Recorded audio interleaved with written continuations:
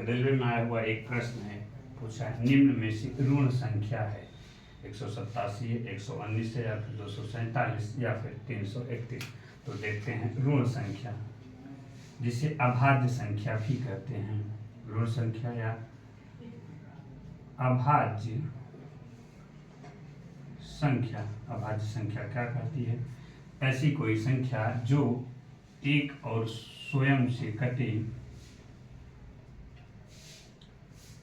ऋण संख्या कहलाती है। तो अब इसको चेक करते हैं कि कौन संख्या कट रही है, कौन संख्या नहीं कट रही है। तो 187 को अगर हम देखें तो यह 11 से कट रही है। कैसे हमें पता लगा? 7 1 8, 8 में से 1 8 में से 8 घटा है 0, यानी यह 11 से विभाज्यता का नियम है, यानी यह संख्या कट रही है, यानी यह ऋण संख्या नहीं होगी। 119 तो हमें पहाड़ा याद होगा, तो 17 के पहाड़े में 119 आ रहा है, यह ऋण संख्या नहीं होगी।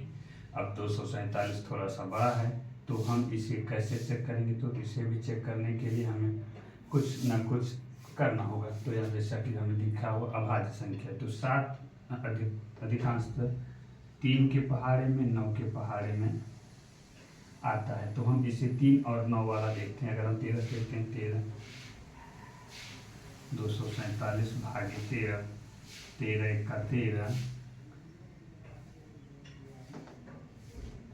13 9 या 117, यानी यह भी कट गई संख्या से, यह ऋण संख्या नहीं हुई। अब बची चौथा नंबर 331। अब हम इसे चेक करना ही नहीं है, क्योंकि जब 3 संख्याएं ऋण संख्या नहीं है तो चौथी संख्या ऋण संख्या अवश्य होगी। जैसे अगर अभाज्य संख्या दिया होता तो हम आप कर लेते, लेकिन इसे अभाज्य संख्या न देकर ऋण संख्या देकर पूछा था।